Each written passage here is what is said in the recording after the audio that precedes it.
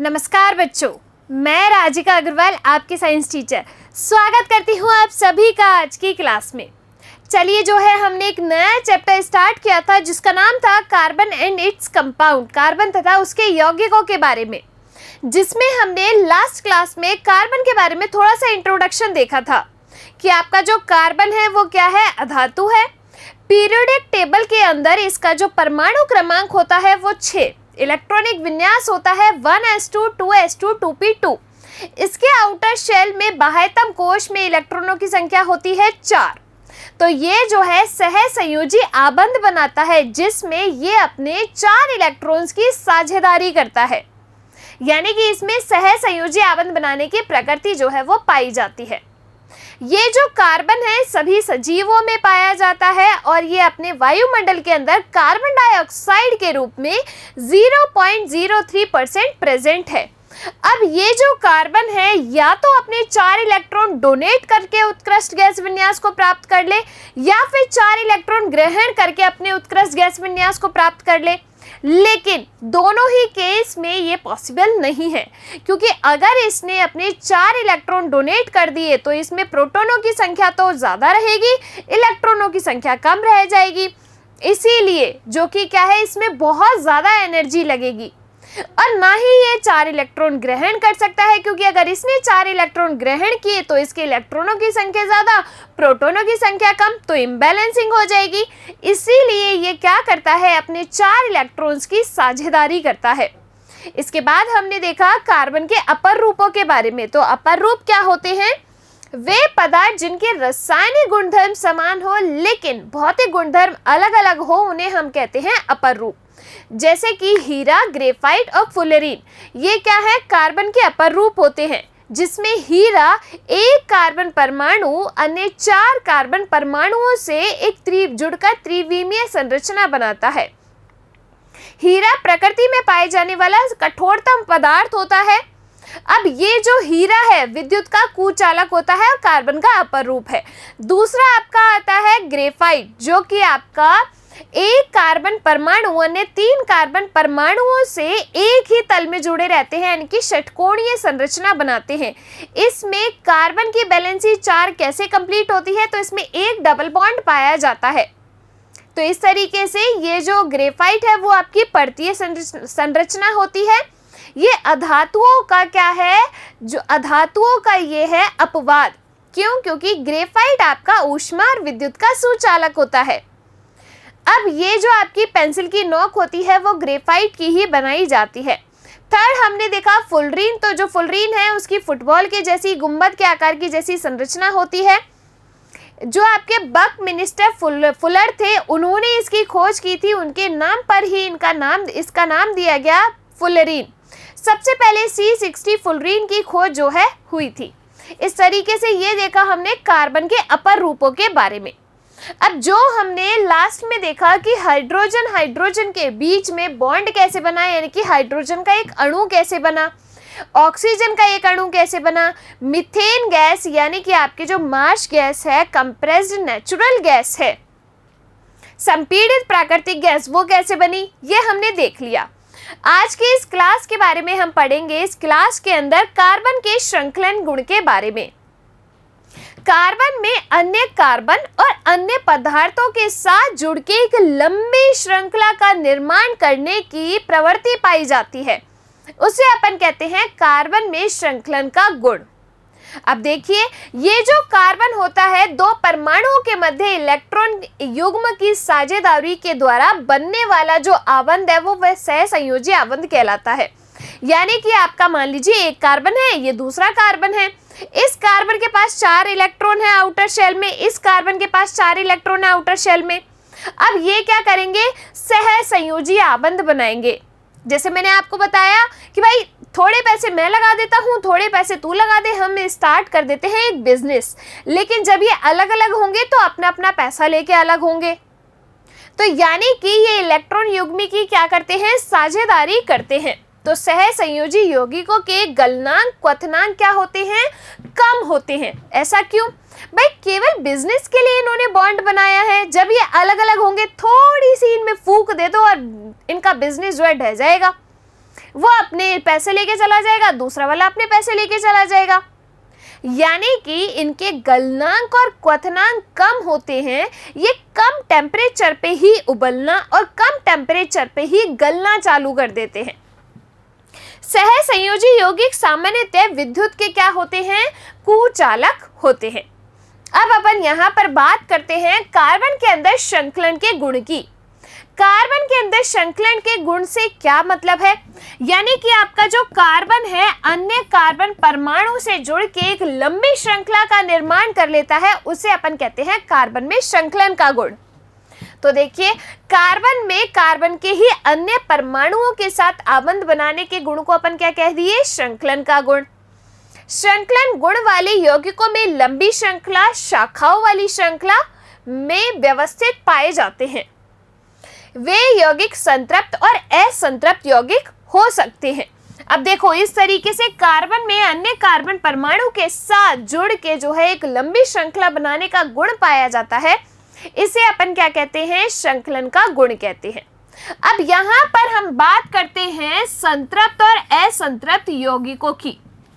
देखो, संतृप्त यौगिक क्या होते हैं आपके और असंतृप्त यौगिक क्या होते हैं? संतृप्त यौगिक सैचुरेटेड और असंतृप्त यौगिक का मतलब होता है अनसैचुरेटेड।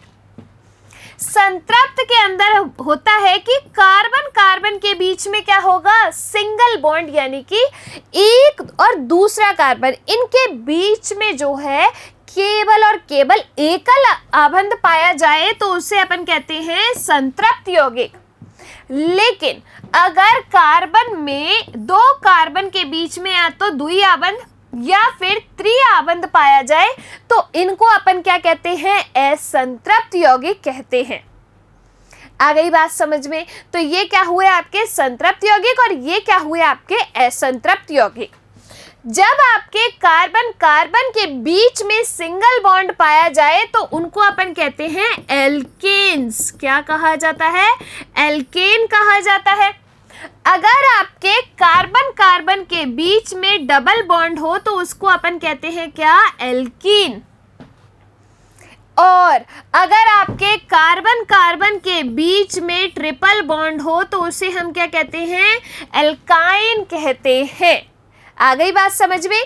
कार्बन कार्बन के बीच में एकल आबंध एल्केन, कार्बन कार्बन के बीच में द्विआबंध एल्कीन, कार्बन कार्बन के बीच में त्रिआबंध यानी कि एल्काइन। ठीक है। अब जैसे मान लो कि मैंने एक चेन लिखी, यहाँ पर मान लो कि ये क्या है? मेरे पास एक चेन है। अब इस चेन में एक कार्बन दूसरे कार्बन से केवल और केवल एकल आबंध के द्वारा जुड़ा है, तो यह है आपका संतृप्त यौगिक। अगर मैंने इसको इस तरीके से बना दिया तो ये क्या हो गया? आपका संतृप्त यौगिक, यानी कि कार्बन कार्बन के बीच में क्या है? Double bond. अगर मैंने इसको इस तरीके से बना दिया तो ये क्या हो गया? ये भी है संतृप्त यौगिक। कार्बन कार्बन के बीच में है ट्रिपल बॉन्ड। अब देखो, एक बात करते हैं कि इस जो चेन है, आपको पता है कार्बन की वैलेंसी होती है कितनी? 4, क्योंकि इसके बाह्यतम कोश में इलेक्ट्रॉनों की संख्या होती है 4। आई बात समझ में? अब देखो, जब इसके बाह्यतम कोश में 4 इलेक्ट्रॉनों की संख्या होती है तो हमें पता है कि कार्बन जो है 4 सहसंयोजी आबंध बना सकता है। अब इस कार्बन ने देखो कितने जो है आबंध बनाए। आबंध बनता है आपके 2 इलेक्ट्रॉन्स के बीच में एक बॉन्ड। इस तरीके से 2 लोगों के बीच में हुई शादी, तभी तो उनके बीच में जो है क्या बनेगा? बॉन्ड बनेगा।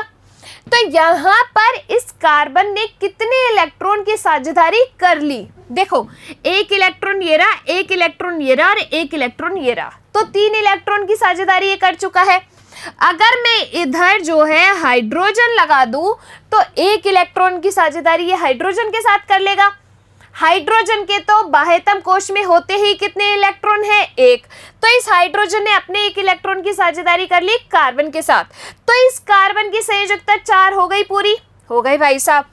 इस वाले कार्बन की देखो 1 2 3 और एक एरी 4, तो इसकी तो ऑलरेडी पूरी है, इस पे कुछ नहीं लगाएंगे। इस कार्बन की देखो तो एक तो एरी और दूसरी एरी, तो तीसरा ये रहा हाइड्रोजन और चौथा ये रहा हाइड्रोजन। 4 वैलेंसी हो गई। इसकी देखो, इसमें 3 हाइड्रोजन लगा देंगे तो इसकी 4 वैलेंसी कंप्लीट हो जाएगी, होगी नहीं होगी। अब तुम यहां पर देखो कि हर एक कार्बन की 4 वैलेंसी अपन ने कंप्लीट कर ली। तो हमने इसमें क्या किया, कार्बन की संयोजकता पूरी करने के लिए हाइड्रोजन लगा दिया। तो ये क्या बन गया, अपनी हाइड्रोकार्बन चेन बन गई। क्या बन गई, हाइड्रोकार्बन चेन बन गई। अब इस हाइड्रोकार्बन चेन में आपके कार्बन है और हाइड्रोजन है। ये हाइड्रोकार्बन चेन भी, यानी कि ये जो हाइड्रोकार्बन होते हैं ये भी आपके 2 तरीके के, संतृप्त यौगिक और आपके असंतृप्त यौगिक। संतृप्त हाइड्रोकार्बन क्या होते हैं, जिनमें कार्बन कार्बन के बीच में एकल आबंध, संतृप्त हाइड्रोकार्बन कार्बन कार्बन के बीच में डबल या ट्रिपल बॉन्ड, द्वि आबंध या त्रिआबंध, तो ये आपके एल्काइन और एल्केन यानी कि असंतृप्त हाइड्रोकार्बन हो गए, पहली चीज। अब देखिए यहाँ पर दूसरी चीज कि आप एक जो है इनके फॉर्मूले कैसे बनाओगे, इनका फॉर्मूला क्या होता है। अगर आपसे किसी भी चेन लिख दे और उसका जो है आपसे नामकरण पूछ ले तो आप कैसे करोगे। ठीक है, आप चाहे ठीक है सारे लोग पंडित नहीं हो, नामकरण करना नहीं आता, लेकिन इनका नामकरण हम सीखेंगे। देखो, आपके जो एल्केन होते हैं, एल्कीन होते हैं और एल्काइन होते हैं, इनको समझने के लिए आपको पहले 10 नाम याद करने पड़ेंगे। कौन से 10 नाम, अगर किसी चेन में कार्बन की संख्या 1 है, अगर किसी चेन में कार्बन की संख्या 2 है, अगर 3 है, 4 है, 5 है, अगर कार्बन की संख्या 6 है, कार्बन की संख्या 7 है, कार्बन की संख्या 8 है, कार्बन की संख्या 9 है और कार्बन की संख्या 10 है। तो अगर 10 तक कार्बन है तो आप उनको क्या नाम देंगे। देखो, अगर 1 है तो मैथ, 2 है तो आपका एथ, 3 है तो आपका प्रॉप, 4 है तो आपका ब्यूट, 5 है तो आपका पेंट, 6 है तो आपका हेक्स, 7 है तो आपका हेप्ट, 8 है तो ऑक्ट, 9 है तो नॉन और 10 है तो डेक। ठीक है, ये हो गए आपके 10 तक नाम। मेरे साथ रिवाइज करो, अभी के अभी अपन इसको याद कर लेंगे। Meth, eth, prop, but, pent, hex, hept, oct, non, dec, 10 तक याद कर लेंगे। इस तरीके से दिन में 10 बार आप बोलो तो मैं मुंह जवानी याद हो जाएंगे। Meth, eth, prop, but, pent, hex, hept, oct, non, dec. ठीक है, अब देखिए, मान लीजिए कि किसी चेन में आपके कार्बन कार्बन के बीच में क्या है, सिंगल बॉन्ड है। अब इसका नाम क्या होगा, पहले ये देखो, 1 2 3, 3 कार्बन है, 3 नंबर पे क्या आता है, प्रॉप, तो यानी कि ये है प्रॉप। अब इसका पूरा नामकरण कैसे करोगे, तुम्हें पता है कार्बन कार्बन के बीच में एकल आबंध है, यानी कि ये क्या है, एल्केन। अब इस एल्केन के लिए आप जो ये नाम है ना, कार्बन के नेम के पीछे आप क्या लगाएंगे, एन प्रत्यय लगाएंगे। क्या लगाएंगे, एन प्रत्यय लगाएंगे। उपसर्ग प्रत्यय पढ़े होंगे तुमने हिंदी में, उपसर्ग जो शब्द के पहले लगते हैं, प्रत्यय जो शब्द के बाद लगते हैं। तो आप क्या करोगे, इन नेम के पीछे जब कार्बन कार्बन के बीच में क्या हो, एकल आबंध हो, तो इन नेम के पीछे क्या लगाओगे, एन प्रत्यय लगाओगे। For example, methane, ethane, propane, butane, pentane, hexane, heptane, octane, nonane, decane. ठीक है, ये देख लेना भाई साहब, कार्बन की चेन में कार्बन्स की संख्या कितनी है, इसमें 1 2 3 है, यानी कि ये क्या है, प्रोपेन है। क्या है, प्रोपेन। तो इसका नाम तो मैं लिख सकती हूँ इधर प्रोपेन। अब इसमें लेकिन कार्बन की वैलेंसी पूरी करने के लिए हमें क्या करना पड़ेगा, हाइड्रोजन्स लगाने पड़ेंगे। तो देखो, 1 हाइड्रोजन इधर, 1 हाइड्रोजन इधर, 1 हाइड्रोजन इधर। इधर कितने हाइड्रोजन, 1 2, इधर कितने, 3 हाइड्रोजन। हर एक कार्बन की संयोजकता अपन को 4 कंप्लीट करनी है, तो हर एक कार्बन की 4 हो गई। अब यहाँ पर अगर मैं इसका फॉर्मूला निकालूं तो क्या आएगा, देखो C3, कार्बन की संख्या कितनी है, 3। तो देखो, अब हाइड्रोजन की संख्या देखो, 1 2 3 4 5 6 7 8, तो C3H8 अपना किसका फॉर्मूला आ गया? प्रोपेन का। अब आपको अगर थोड़ा भी कंफ्यूजन हो कि हाइड्रोजन की संख्या मैं इसमें ऐसे ना करके और जल्दी तरीके से कैलकुलेट करूं, तो आपको क्या करना है, इस एल्केन के लिए एक फॉर्मूला लिखना है CnH2n+2, जहां पर n है चेन में कार्बन की संख्या। इस चेन के अंदर कार्बन की संख्या कितनी है? 3, यानी कि n बराबर कितना हो गया? 3। अब तुम्हें हाइड्रोजन की संख्या देखो कितने सिंपल तरीके से इसमें कैलकुलेट करनी है। जितने कार्बन के नंबर तुम्हें दे रखे हो ना, उसका जस्ट डबल करो और उसमें 2 जोड़ दो। तो अपने को जैसे मान लो 3 दे रखे हैं, 3 का जस्ट डबल करो, कितना आया? 6। 6 में +2 कर दो आप, कितना आएगा? 8 हो जाएगा। तो आपके क्या आ जाएगा? C3H8। आया कि नहीं आया? हुआ कि नहीं हुआ? जादू, चमत्कार हुआ। एक और करके देखें। जैसे मान लो कि मैंने लिख दिया यहाँ पर, इस तरीके से मैंने एक चेन बना दी, ठीक है। ये हाइड्रोजन से इसकी संयोजकता कर दी मैंने कंप्लीट। अगर मेरे को करनी भी नहीं है तो मैं बिना इसको कंप्लीट करे भी हाइड्रोजन के नंबर जो है निकाल सकती हूँ। आप कहोगे मैम कैसे? अरे मेरे पास रामबाण फॉर्मूला है तो सही। देखो 1 2 3 4, कितने कार्बन? 4 कार्बन। 4 नंबर पे क्या आता है? ब्यूट। कार्बन कार्बन के बीच में क्या है? एक अलाबंध, तो यानी कि ये क्या हो जाएगा? ब्यूटेन हो जाएगा। क्या हुआ? ब्यूटेन हुआ। अब देखिए, ये जो आपका ब्यूटेन है, इसका फॉर्मूला क्या बनेगा? तो ब्यूटेन का फॉर्मूला बनेगा आपका C4, कार्बन की संख्या 4।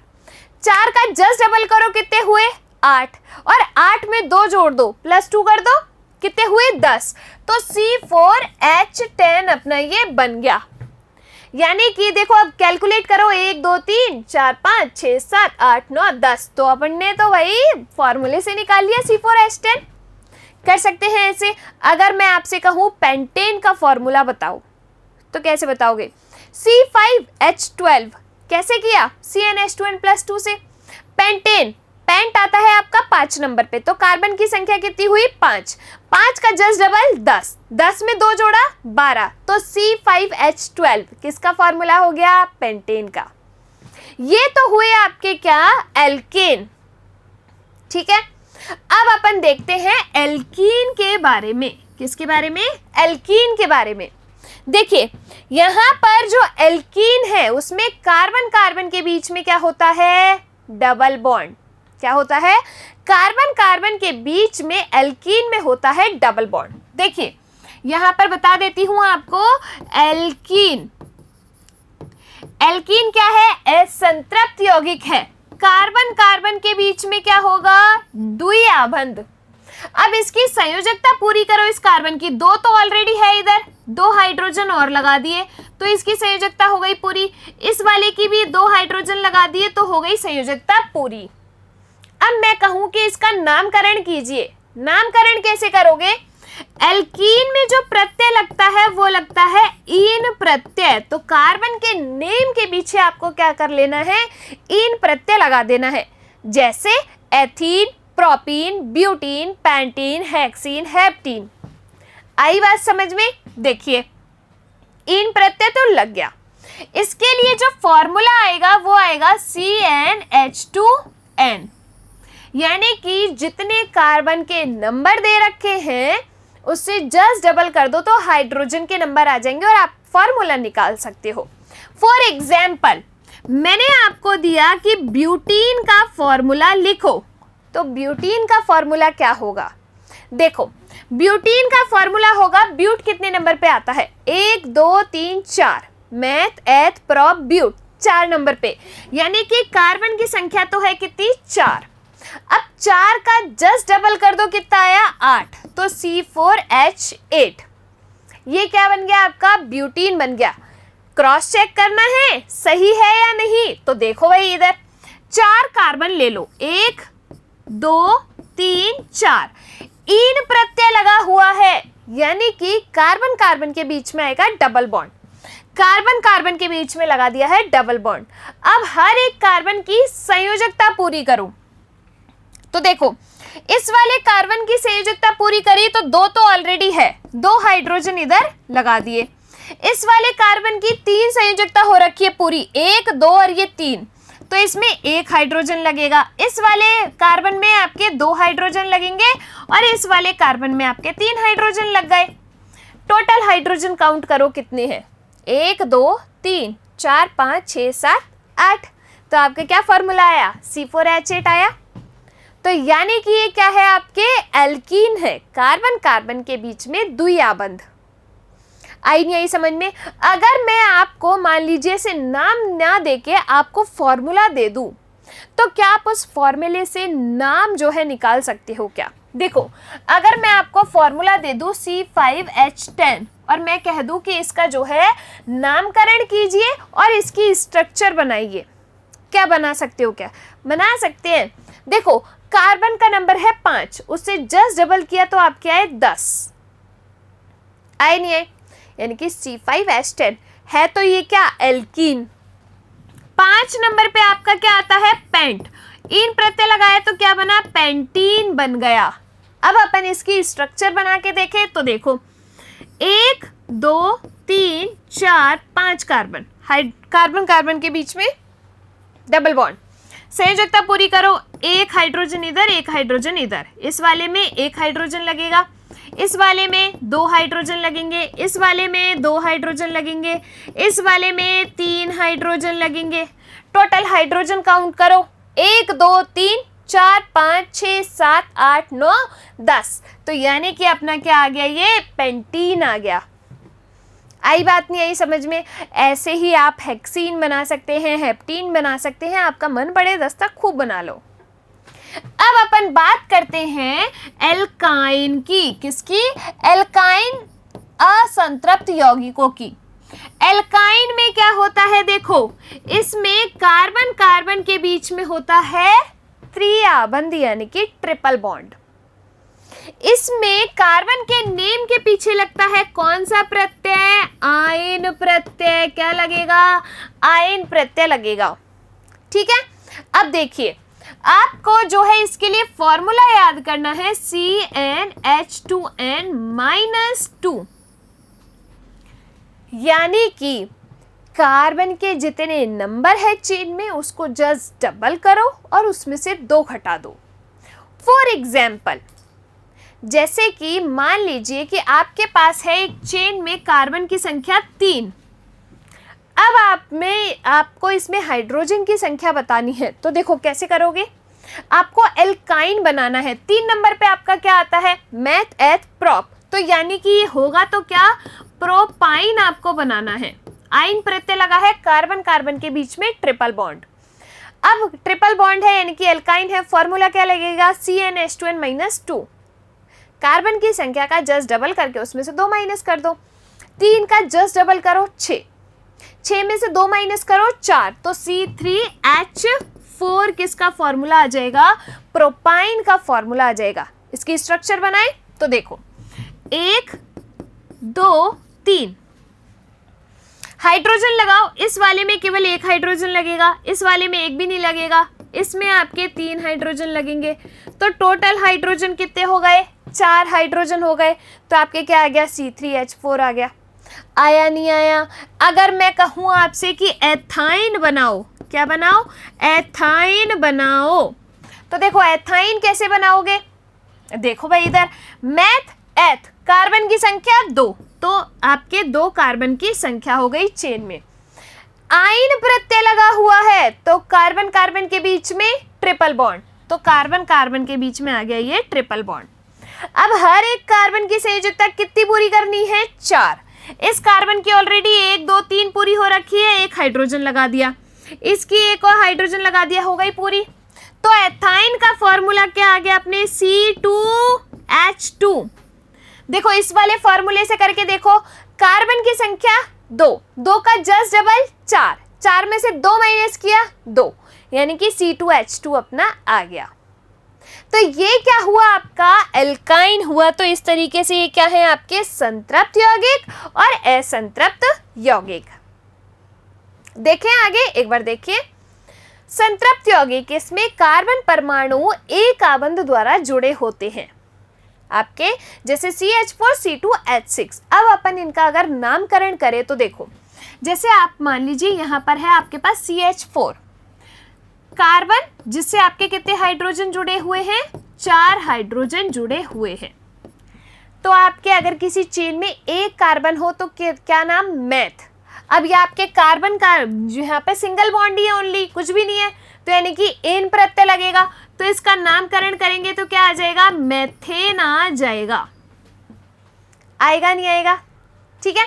अगर अपन इसको इस वाले फॉर्मूले से करें CnH2n+2 वाले से, एथेन के मेथेन वाले फॉर्मूले यानी कि एल्केन वाले फॉर्मूले में आए अगर इसको, तो कार्बन की संख्या एक का जस्ट डबल कितना हुआ, 2 में +2 करें तो आपके 4, तो CH4 ये क्या आ गया, एल्केन यानी कि मेथेन है।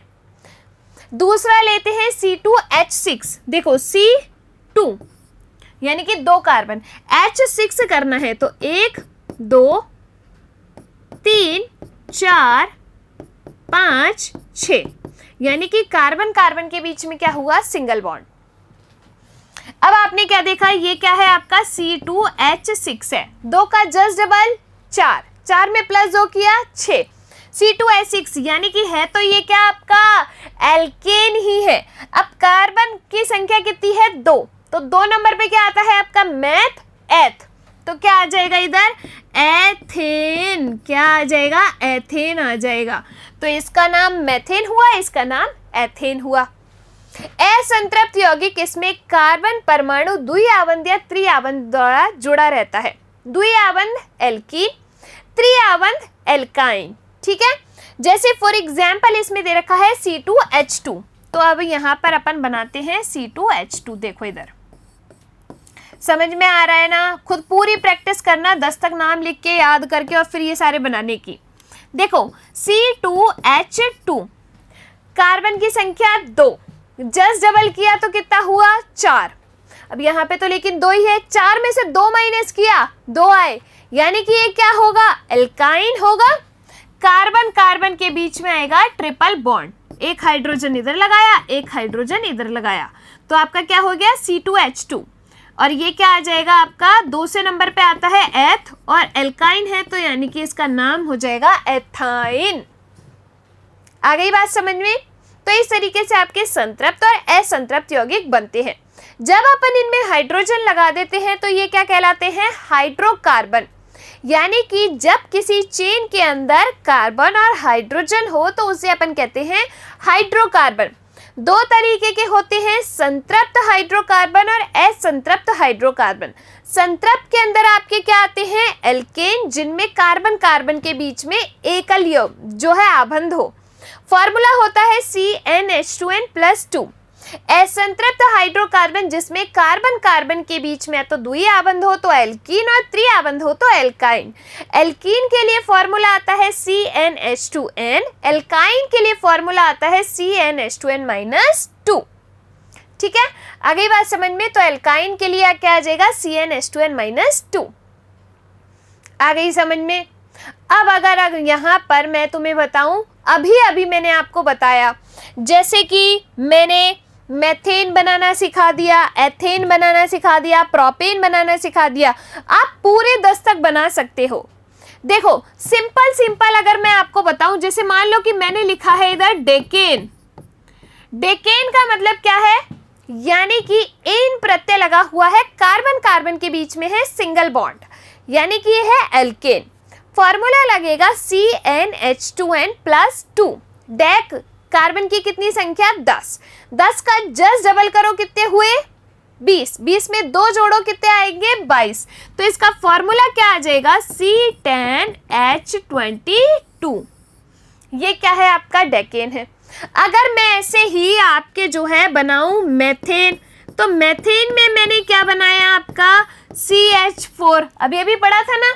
एथेन बनाऊं तो एथेन में देखो कार्बन की संख्या 2, 2 का जस्ट डबल 4, 4 में 2 जोड़ा 6, तो आपका फॉर्मूला क्या आ जाएगा, C2H6। आपसे एग्जाम के अंदर नाम देके फॉर्मूला बनाना और संरचना बनाना पूछ सकता है। आपसे एग्जाम के अंदर जो है फॉर्मूला देके नाम पूछ सकता है, ठीक है। इस तरीके से बना सकते हैं अपन इजीली। एल्केन के यहाँ पर देखिए, methane CH4, ethane C2H6, propane C3H8। आपने क्या किया, केवल फॉर्मूला लगाओ CnH2n+2 वाला और सारे सॉल्व हो जाएंगे। जितनी कार्बन की संख्या है उससे जस्ट डबल करो, उसमें 2 जोड़ो तो हाइड्रोजन की संख्या आ जाएगी। देखो प्रोपेन में 3 होते हैं, कार्बन की संख्या जस्ट डबल किया 6, 2 जोड़ा 8, तो C3H8 क्या आ गया, प्रोपेन आ गया। ऐसे ही अगर जो है यहाँ पर मैं बात करूं आपके इसके बाद मेथेन, एथेन, प्रोपेन के बाद अगर मैं बात करूं यहाँ पर, तो आप देखिए इधर ब्यूटेन C4H10, कार्बन की संख्या ब्यूट में 4, 4 का जस्ट डबल 8, 8 में 2 जोड़ा 10, C4H10। पेंटेन C5H12 आना ही है भाई, क्योंकि CnH2n+2, 5 का जस्ट डबल 10, 10 में 2 जोड़ा 12, तो पेंटेन आ गया। हेक्सेन C6H14, ये क्या है आपका हेक्सेन, 6 का जस्ट डबल 12, 12 में 2 जोड़ा 14, तो आपका C6H14। यहाँ पर बनाया है आपका साइक्लोहेक्सेन। साइक्लोहेक्सेन का मतलब होता है कि इसको जो है एक साइकिल में किस तरीके से इसकी स्ट्रक्चर बनाई, तो इसको अपन कहते हैं साइक्लोहेक्सेन। कार्बन की संख्या इसमें उतनी है, केवल इसकी संरचना में परिवर्तन कर दिया है, इस तरीके से इसकी संरचना जो है बना दी है। बनाई है नहीं बनाई है, केवल इस तरीके से इसकी संरचना बनाई है, यानी कि इनके सूत्र तो समान है लेकिन इनकी संरचना में परिवर्तन है। इसको अपन क्या कहते हैं, संरचनात्मक समावयवता कहते हैं, जिसको अपन पढ़ेंगे अगली क्लास के अंदर। तो आई कि नहीं आई बात समझ में। देखिए आज की क्लास में हमने जितने भी फॉर्मूले पढ़े हैं आप उनको खुद से बनाओ, खुद से स्ट्रक्चर बनाना सीखो, बहुत इजी है। सबसे पहले अपन ने डिस्कस किया कि जो कार्बन है उसमें सहसंयोजी आबंध बनाने की प्रवृत्ति पाई जाती है, यानी कि अपने वो इलेक्ट्रॉन्स का क्या करता है, साझा करता है। कितने इलेक्ट्रॉन्स का, 4 इलेक्ट्रॉन का। इसके बाद हमने देखा कि ये जो कार्बन यौगिक होते हैं इनको अपन ने 2 कैटेगरी में डिवाइड किया, संतृप्त यौगिक, असंतृप्त यौगिक। संतृप्त में आपके आते हैं एल्केन और असंतृप्त में आपके आते हैं एल्कीन और एल्काइन। एल्केन का मतलब है कार्बन कार्बन के बीच में सिंगल बॉन्ड, एल्कीन का मतलब है कार्बन कार्बन के बीच में द्विआबंध, एल्काइन का मतलब है कार्बन कार्बन के बीच में त्रिआबंध। इसके बाद हमने देखा हाइड्रोकार्बन, अगर किसी चेन के अंदर हाइड्रोजन और कार्बन है तो उन्हें अपन कहते हैं हाइड्रोकार्बन। 2 तरीके के, एल्केन और एल्कीन, संतृप्त और असंतृप्त। एल्केन में आपके आते हैं कौन, कार्बन कार्बन के बीच में सिंगल बॉन्ड, एल्कीन में double bond, alkyne triple bond. Alkane में जो प्रत्यय लगता है वो लगता है एन प्रत्यय, और आपके 10 तक कार्बन नेम क्या है, meth, eth, prop, but, pent, hex, hept, oct, non, dec. अगर अपन को इनको एल्केन बनाते हैं तो क्या होगा, methane, ethane, propane, butane, pentane, hexane, heptane, octane, nonane, decane. अब इसमें जो फॉर्मूला है वो क्या होगा, CnH2n+2, जहां पर n क्या है, नंबर ऑफ कार्बन है। एल्कीन का जो फॉर्मूला है वो है आपका CnH2n, यानी कि कार्बन की संख्या का जस्ट डबल हाइड्रोजन की संख्या, कार्बन कार्बन के बीच में डबल बॉन्ड।